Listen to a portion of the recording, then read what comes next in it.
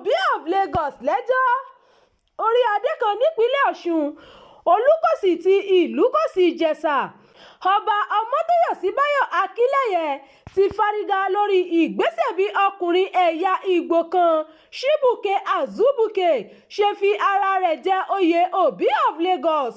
Ọba Akínyẹlé pín fọ́nrán tó fi ìbínú ẹ̀ hàn lórí ìkéde tí Obi of Lagos gbé síta láti fi kéde ìfinijoyè rẹ̀ ní agbègbè amúwọ̀dọ̀fin ní ìpínlẹ̀ Èkó.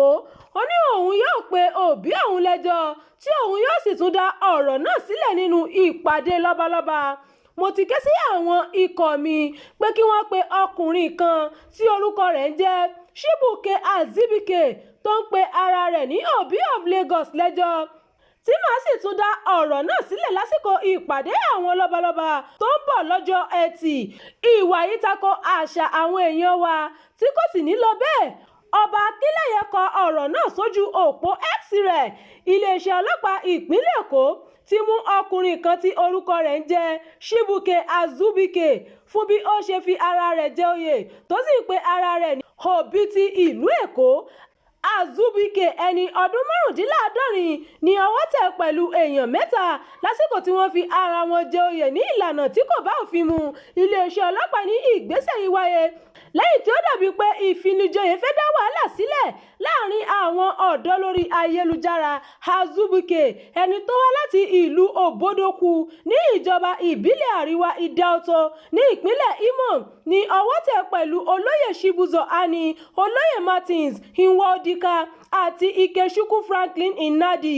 Bẹ́ẹ̀ bá gbàgbé ọwọ́ tẹ ọkùnrin kan tí orúkọ rẹ̀ ń jẹ́ Frederick Nwajagu tó pe ara rẹ̀ ní Eze Ndigbo ti agbègbè Ajao Estate ní ìpínlẹ̀ Èkó.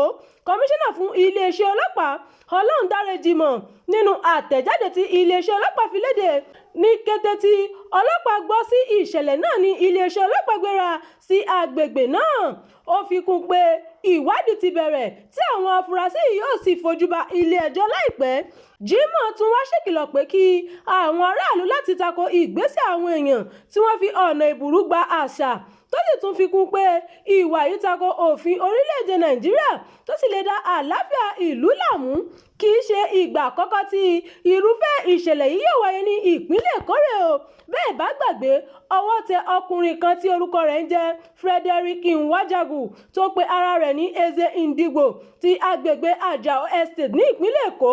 Ìjọba ìpínlẹ̀ Èkó gbé Eze Ndigbo ti agbègbè Ajao Estate Frederick Nwajagu lọ sílé ẹjọ́ lórí ẹ̀sùn ìgbésùnmọ̀mí. Ẹ̀sùn 9 ọ̀tọ̀ọ̀tọ̀ ni wọ́n fi kan afurasí náà nílé ẹjọ́ gíga tó wà ní gbàgede Tafawa Balewa Square lẹ́kọ̀ọ́. Lára ẹ̀sùn náà ni pé ó ń hu ìwà ìgbésùnmọ̀mí, ó kópa nínú ìgbésùnmọ̀mí, ó ń ṣe ìpàdé pẹ̀lú ẹgbẹ́ tí ìjọba ti fòfin dè, ó gbìyànjú láti ṣe ìrànlọ́wọ́ fún ìgbésùnmọ̀mí àti pé ó múra láti hu ìwà ìgbésùnmọ̀mí ní ìlú Èkó. Ìròyìn fún ti àkókò yìí kò ní jù báyìí lọ. Ẹ má gbàgbé láti tẹ̀lé ìkànnì yìí, ẹ bá wa pín ká kí ẹ sì fi èròǹgbà yín sí abala àríwísí.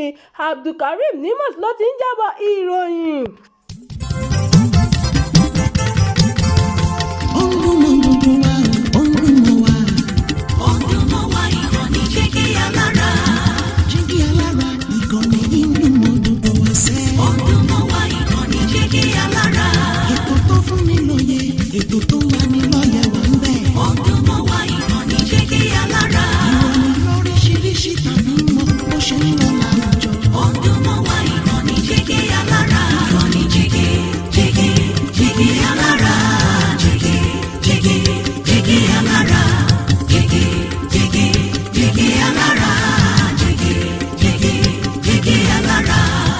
Ìkànnì Jígí Alára 16 bàbá gbogbo.